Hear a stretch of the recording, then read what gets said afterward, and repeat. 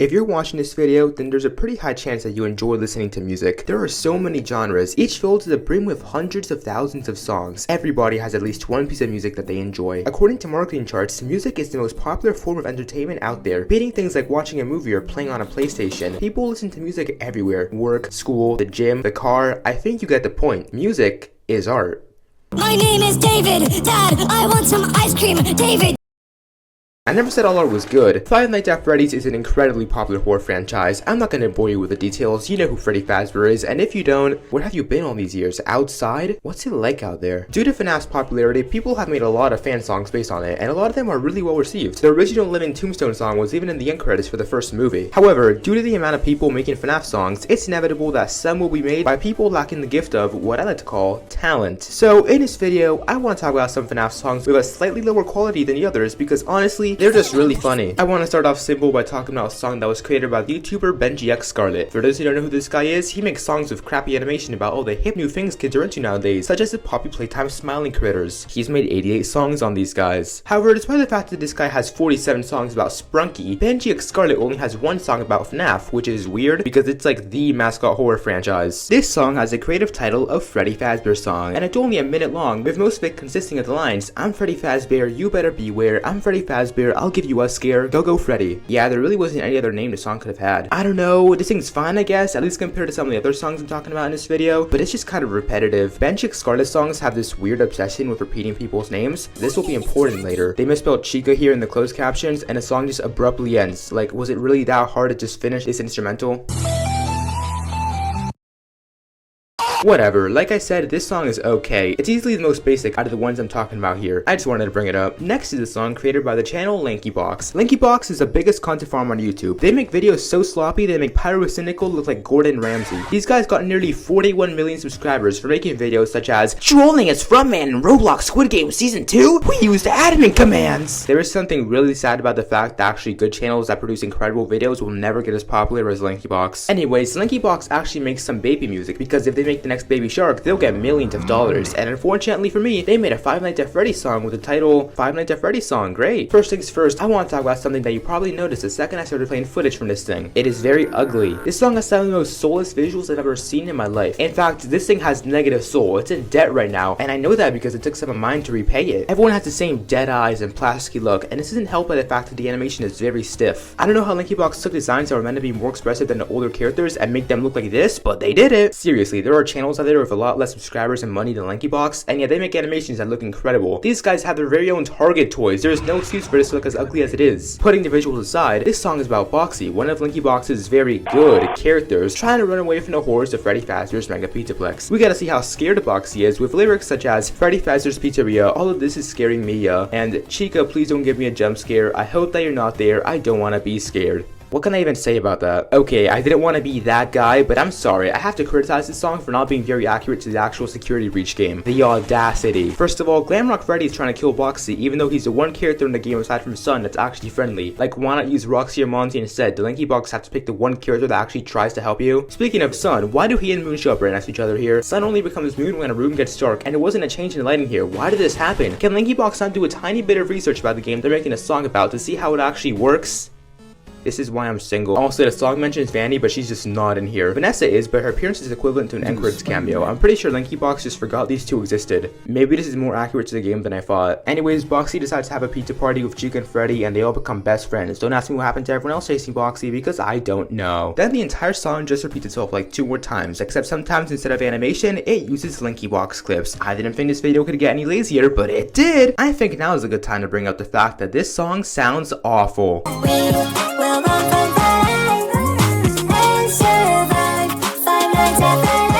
It's like nails on a chalkboard, and those nails belong to Silas Scratch from Diary of a Wimpy Kid. Oh, and by the way, there's one little thing about this video I've yet to mention that is just really cool and awesome. This song's last original lyric is like 2 minutes in, and yet it lasts for 8 minutes. Do you know what people could do with 8 minutes of their lives, apart from watching some of my top tier content, of course? Honestly, I don't know, but anything's a better use of your time than watching this. Actually, to be fair, the song itself lasts 7 minutes, but the remaining minute just consists of LankyBox funny moments.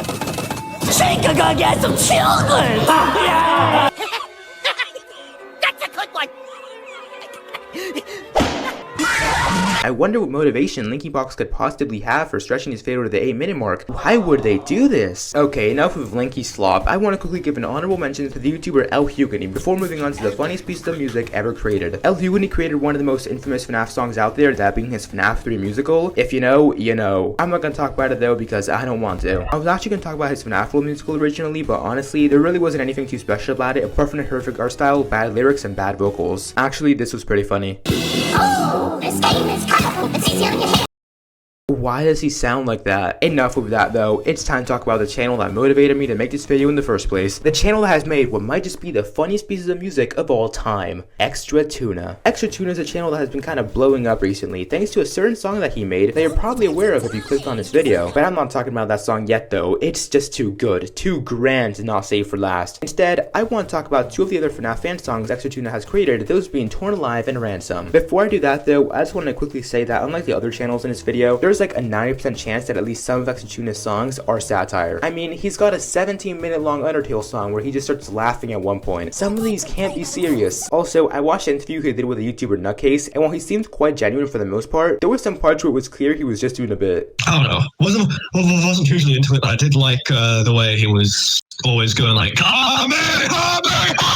Okay, time to start talking about the songs now, starting with Ransom, which has a truly beautiful start. Time to lay down a beat. I am burned out. You will fall and die trapped. This is our first look at Extra Tuna's obsession with having a character say their names. It's like what Benji X Scarlet does, but a lot funnier. This song is about how evil Burntrap is, but thanks to the robot filter, everything he says is absolutely incomprehensible, except the line, die, die, die, die, Burntrap's gonna catch you. As you can see, we're dealing with a modern day Beethoven here. At one point, Vanny shows up because unlike Steelwool, Extra Tuna actually remembered she existed, and she also sings about how evil Burntrap is and how he mind controls her and stuff. Very scary. Anyways, the ending to this song was really funny. Comes out to play before our time slowly runs out. I will scream and I will shout. Also, I just want to point out that the visual for this song is just Burntrap leaving the recharge station on loop until Vanny shows up. Once she does, the animation changes to a loop of her jump scare. Awesome. Moving on to Extra Tuna's most recent FNAF song, Torn Alive, which is sandwiched between New Dunk songs 3 and 4. This one is about how the FNAF 2 Night Guard won't survive the week. This is accurate because nights 4 and 5 have a difficulty spike more despicable than Felonious Screw. I did not expect to say this before watching, but honestly, this song isn't actually that bad. Don't get me wrong, it's not very good either. I can still tell this is an Extra Tuna song, but some lines go absolutely hard. The lines "Ghosts live inside these walls, agony infests these halls" is genuinely great. The line refers to the acne from all the dead people at Freddy's, but it could also be referring to like the actual substance of FNAF called agony. I don't know if that was intentional, but still, it was cool. Of course, we can't have a great line in an Extra Tuna song without having something like this. No, I forgot to wind up the music box. No. At one point, the song changes languages to Latin for like an opera thing, and in English, the song says, "Ave Freddy, tragic bear, formidolosis, to kill you restaurant, deaf family taken." How does one come up with these lyrics? There's a part where Withered Foxy's jump scare is used for music, and then William Afton's part starts, which is just really vulgar for no reason. The song was PG and Nick A30 friendly, but the second William Afton showed up, he just started swearing like SpongeBob and Sailor Mouth. His verse was kind of fire though. Last thing I want to mention for this song are the drawings, because what is this? Why does Withered Bonnie look like that? Why does Minkle have analog horror syndrome? Okay, I finished talking about all the Extra Tuna songs I wanted to talk about, except for one. You probably clicked on this video just to hear me talk about this song. The song that I have alluded to throughout the video, using foreshadowing as subtle as a car crash. I am of course talking about Jackie's Box. Secret of the Mimic is the next game in the Five Nights at Freddy's franchise. It was first announced with a trailer featuring this weird puppet thing, presumably the Mimic in costume, coming out of a box. Later on, people who attend PAX West got to play a short demo of Secret of the Mimic, where they traverse a factory while avoiding the brand new animatronic Jackie, who was also probably the Mimic. And yet, despite the fact that this was all we knew about the game until recently, Extra Tuna still took it upon himself to make a song about it. So, on December 1st, 2024, the world was graced with Jackie's Box. I started talking about the other songs by describing what they were about, but I can't really do that here because I don't actually know what this song is about. The thing is called Jackie's Box, so you'd think it'd be about, oh I don't know, Jackie's Box, but it doesn't even get mentioned throughout the entire song. Why is it called that? I guess the Edwin and David verses are kind of about the creation creation of the Mimic, but in between them, the Mimic himself shows up to say things like, "Watch me shoot my secret cannon!" I'm speechless. What do you mean secret cannon? Is that the secret of the Mimic? Speaking of which, in the song's first verse, Jackie begins by threatening the viewer, saying that he is not nice and that he's going to, and I quote, "shoot you in the face until I make you die." What do aliens think of us? The Mimic also says that he's gonna put bombs in our belongings, but then he says that they call him the bomb thief, which is weird because, like, how could he be the bomb thief if he's giving people bombs, not taking them? That doesn't make any sense. By the way, in his first verse, nice is rhymed with nice and die is rhymed with die. Also, the first line is like this. And I don't like to play by the rules, so in my factory you will be doomed. Mimic! I've listened to the song multiple times and I still can't get over that Mimic. Why is it there? After this is Edwin's section where Edwin says his name and that he made the Mimic, but unfortunately something went so wrong and now he can't do anything but sing this stupid song. His verse ends with his name echoing, so the audience knows that his name is in fact Edwin. Then we transition to the second Jackie verse, which is easily the weakest of the song. He just repeats, "No time to run and hide, it's time to fight," a couple times. The best part is when Edwin randomly comes back to say, "My name is." Next is David's verse, and I'm just gonna play this one in its entirety because words can do it justice. My name is David. Dad, I want some ice cream. David, that is my name. David, I want another. David, where is my ball? I'm running out on the road. There is a car, and this is going to hit me. Why did he scream like that? Everything about this verse is great. I love how David sounds, how he constantly states his name, how he pronounces ball and car, and how his stupid scream is followed by the goofiest car crash sound effect. And then immediately after this, Jackie comes back for his third verse, swearing like a sailor and saying that his name is the Mimic. How does one come up with this? I can't talk about this verse because gotta keep the video Nick A30 friendly, but this is easily the funniest part of the entire song. I was dying when I first listened to this. Oh, and by the way, this is how the song ends. And get ready for a clown attack! No, not the clown. What have I done? I'm sorry.